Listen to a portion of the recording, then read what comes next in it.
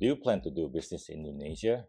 If you answer yes to that question, then you might bump into someone who looks like me, Chindo, Chinese Indonesian,印尼华人. Also, Chinese Indonesian dominate Forbes 2024 rich list, as you can see on the screen here. You can't tell by the face, but I can tell you by the name that they are Chindos. For better or worse, Chindos are mostly money-oriented.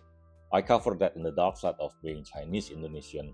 I'll leave the link in the description below. Even if you don't plan to do business in Indonesia, there's a chance that you might bump into Chinese Indo overseas, or even marry one of them. Before I proceed further, let me preface with big disclaimers. First, I don't intend to perpetuate the stereotype that Chinese Indonesian or Chinese or Asians in general are rich. There are poor Chindos all over the place, as you are seeing here in Singkawang. I need to say this because I caught a hit from one of my videos where a viewer reckoned that I perpetuate a stereotype. I leave link to that video in the descriptions. Not all Chinese Indos are rich, and not all Chinese Indos are running a business. Case in point, you are looking one of them here now.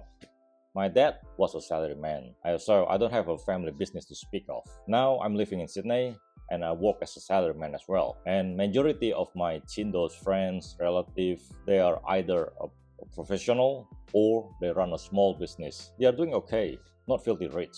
Second, there are many rich non-Chinese Indonesian as well. Chairil Tanjung, a wildly successful businessman, for example. Some even have political influence like Hasim Jojo Hadikusumo, the younger brother of current Indonesian President Prabowo Subianto. Third, Chinese Indonesian community is so diverse.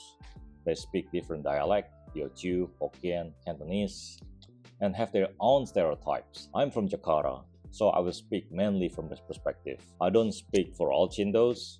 I'm speaking from my own observation experience. So please take this video with a grain of salt. With that being said, let's go to the main video. Why I make this video? This video is inspired by viewer questions. What are the things that distinguish Chindo from broader Chinese diaspora? Well, this video will touch on that a little bit. Thanks for the suggestion, by the way.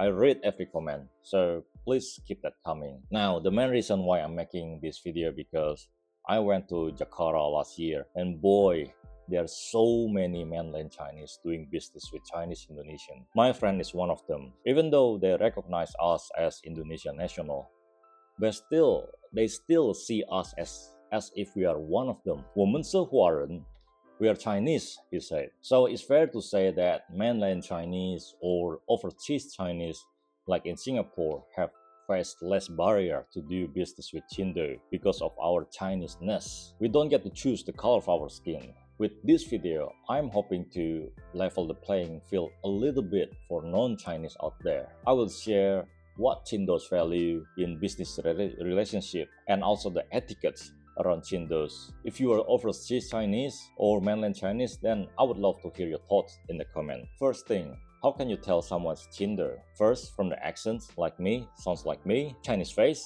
Indonesian accent. Another way to tell is by the name. It's usually a combination of English, Chinese, and Indonesian name.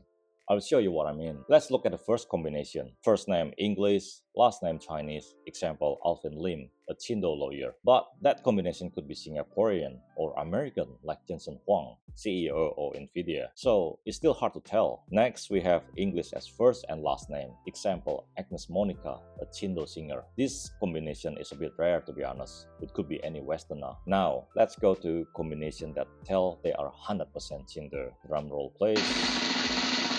First name, English. Last name, Indonesian. Example, Michael Hartono. This guy is famous for his love of smokers. Next, we have Indonesian and Chinese name combinations. Example, Hendra Yap. In case you are wondering, that's not my last name. That Hendra is a businessman married to a supermodel. I'm just a small YouTuber.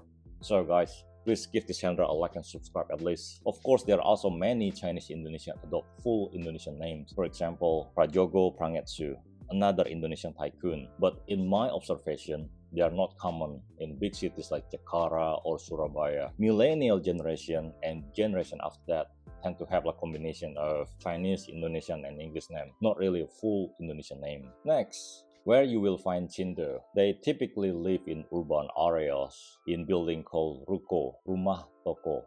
Shop house is a 2 or 3 story building where you run a small shop on the ground floor and live on the second and third floor. Working from home is part of the working arrangement in developed countries since pandemic, but Chindos have been working from their ruko for generations. Ruko is run by a team of mom and dad. My wife grew up in ruko. It's cramped. You have goods all over the living room because they don't have enough space on the shop floor. In Jakarta, you can find ruko in Glodok Pancoran, West Jakarta. For upper middle class Chindo, they tend to live in gate community with 24/7 security. We call this gate community Kompleks Perumahan. They are usually well-paid professionals or running medium to large business. They typically send their kids overseas to study and return with MBA to run family business. You will find them in Pantai Indah Kapuk, a peak in North Jakarta. So, what Chindos value in business? In my school kids playground, there's a rule: no head, no play. In Chindo world,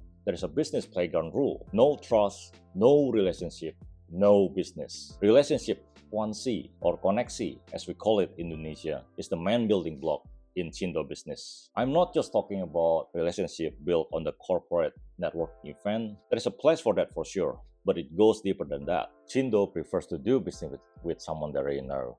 So that means that you need someone they can trust to give you good words, like friends, long-standing business partners, for example. There is a term for this: bamboo network. It's pretty common in Southeast Asia. In West, I heard things like, it's just business, nothing personal. But with Chindo, and I must add, with Indonesian at large, business is personal.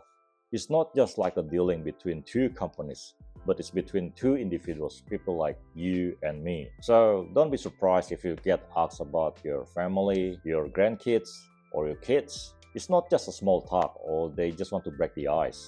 It's just a way to get to know you better. So in return, you can ask the same questions. Get interested in their life outside the business and work. You will need that to nurture the relationship. If they love traveling, you can recommend great place to visit in your home country. Or even better, offer your place to stay when they happen to visit your home country. I'm not joking.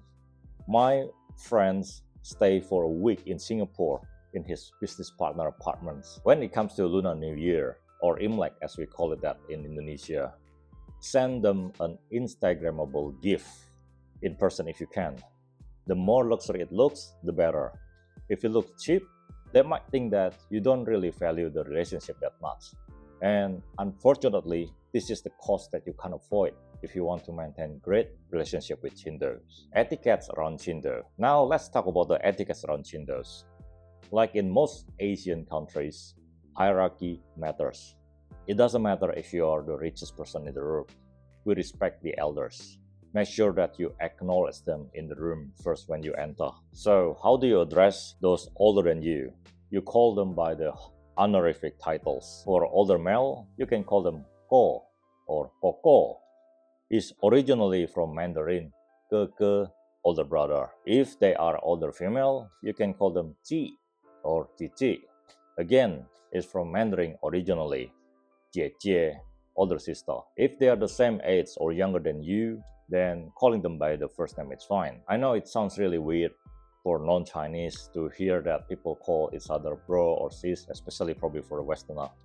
But that just shows that we value harmonious relationship that much that we call each other as if they are our own family. I even call the Chinese grandma next door ayi or auntie, even though we barely speak to each other. Second, and most importantly, give Chindos a leeway if they make a mistake, and never ever put them on a spotlight where they might potentially embarrass themselves. The best way to lose friend and piece of Chindo is to make them lose face or tiulian. We call this jaga muka or saving face. If you feel silent treatment from your wife is really bad, then you haven't seen anything yet. In Australia, I heard things like stand up for yourself, back yourself up, but it doesn't work that way with Chindo. When you do business with Chindo, focus on maintaining harmonious, good relationships. In Chindo's word, business partnership is not a zero-sum game. Just think about it as a friendship with the commercial benefits. That's it for me, guys. Please give it a like and subscribe if you learned something new.